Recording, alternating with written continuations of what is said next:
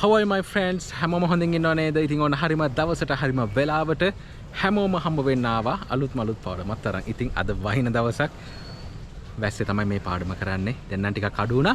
හරි. මම හිතුවා අද හොඳ ඉංග්‍රීසි පාඩමක් කියලා දෙන්න ඕන කියලා මේ දවස් වලට අදාළ. ඉතින් මම මේ නිවුස් එකක් දැක්කයි නිවුස් එකේ නම් කියවෙන්නේ බස් ගාස්තු අඩු වුණා කියලා. ඉතින් ඒකෙදි අපිට පාවිච්චි කරන්න පුළුවන් වචන මොනවාද අපිට මේ ඉංග්‍රීසියෙන් ඒ කියන්නේ කොහොමද මේක ඉංග්‍රීසි වලින් කියන්නේ ඉංග්‍රීසි වලින් කියද්දි මොනවද අපිට පාවිච්චි කරන්න පුළුවන් වචන අන්න ඒ දේවල් ටිකක් උගන්වන්න ඕන කියලා හිතුණා.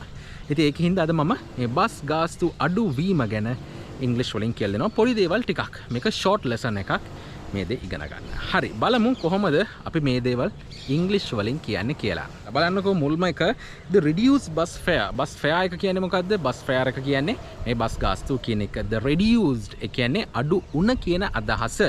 ඒ කියන්නේ අඩු උන බස් ගාස්තුව. the reduced bus fare by කීයකින්ද කියලා අපිට කියන්න පුළුවන් මේ by කියන එක දාලා. the reduced bus fare by 14%. ඒ කියන්නේ 14% කියන්නේ 14%කින් කියන එක. the reduced bus fare by 14% is effective.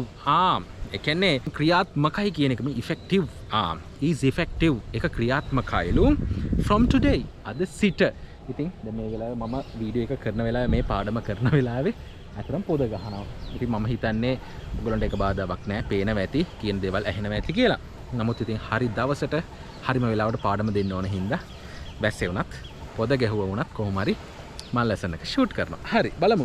The reduced bus fare by 14% is effective from today. ඒ කියන්නේ අඩු වුණ බස් ගාස්තුව අඩු වෙලා තියෙන 14%කින් බස් ගාස්තුව is effective ක්‍රියාත්මකයිලු from today අද සිට. ඊට පස්සේ තියෙනවා the minimum bus fare. Bus fare එක කියන්නේ දැන් දන්නවා බස් ගාස්තුව the minimum අවම ඔන්න ඉගෙන ගන්න. මේ දවස්වල ඕක ඇහෙනවා. the minimum bus fare. ඒ කියන්නේ අවම බස් ගාස්තුව කියන එක.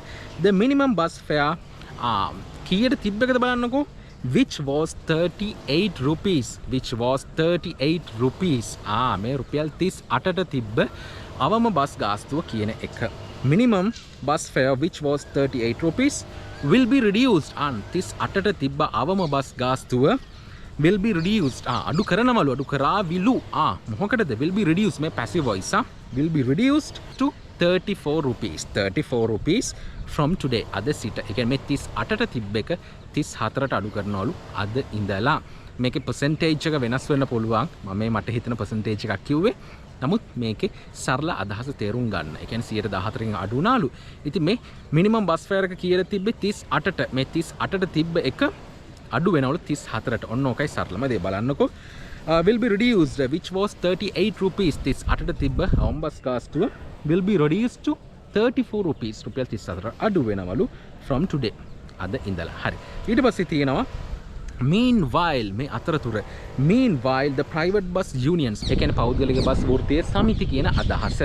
unions have started ඒගොල්ලෝ start කරලා තියනලු පටන් අරන් තියනලු මේ have started කියන්නේ මේ passive voice ද නෑ have been started තිබ්බනම් ඔන්න අපිට passive voice කියන්න පුළුවන්. නමුත් ඒකේ තේරුම වෙනස් වෙනවා. එහෙම තිබ්බොත් නම් සම්පූර්ණයෙන්ම නමුත් මේක passive voice එකක් නෙමෙයි. ඒ කියන්නේ private bus unions ඒ කියන්නේ පෞද්ගලික බස් වෘත්තීය සමිති have started පටන් අරන් තියනලු. මොකද්ද මේ පටන් අරන් තියෙන්නේ?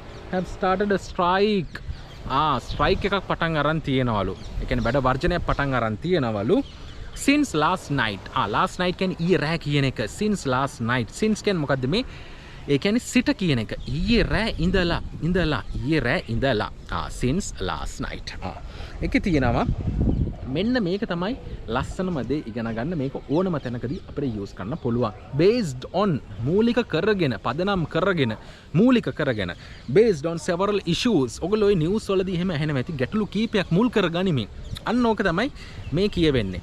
based on several issues. ඒ කියන්නේ ගැටලු කීපයක් issues කීපයක් ප්‍රශ්න කීපයක් මූලික කරගෙන පදනම් කරගෙන කියන එක. based on several issues including ඇතුළත්ව based on several issues ඒ කියන්නේ කරුණු කීපයක් නැත ගැටලු කීපයක් මුල් කරගනිමින් including not receiving sufficient fuel. not receiving ලැබෙන්නේ නෑලු sufficient ප්‍රමාණවත් fuel කියන්නේ මොනවද?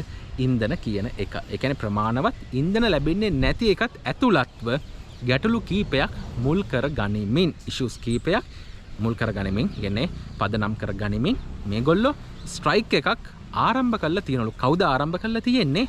මේ unions. ඒ කියන්නේ වෘත්තීය සමිති. මොන වෘත්තීය සමිතිද? private bus unions. ඒ කියන්නේ පෞද්ගලික බස් වෘත්තීය සමිති කියන එක. බලන්න ආපහු එක සැරයක් the reduced bus fare. ඒ කියන්නේ අඩු කරපු bus ගාස්තුව by 14% is effective from today. The minimum bus fare which was 38 rupees will be reduced to 34 rupees from today.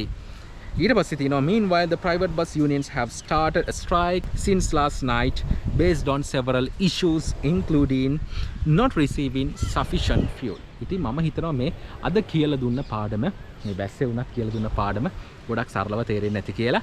ඉතින් ඕව හොඳට මොළුවට දාගන්න ප්‍රැක්ටිස් කරන්න මේ වචන ඉගෙන ගන්න පුළුවන් තරම් තව කෙනෙක්ට කියලා දෙන්න. ඉතින් ওই දේවල් ටික තමයි අද උගන්වන්න තියෙන්නේ. මේ දේවල් හොඳට ඉගෙන ගන්න ප්‍රැක්ටිස් කරන්න පොත් වලට සීමා කරන්න එපා. ඉතින් මම හිතනවා ඔය කියපු දේවල් හැම දෙයක්ම ඔළුවට යන්නේ නැති කියලා. ඉක්මනින් ලබන සතියේ අලුත් පාඩමකින් හම්බ වෙමු. හැබැයි ඒ හම්බ වෙනකන් මගේ හැම යාළුවෙක්ම හැම දරුවෙක්ම හැම වැඩිහිටියෙක්ම වෙනදටත් වැඩිය ගොඩක් පරිස්සමෙන් ඉන්න ඕනේ.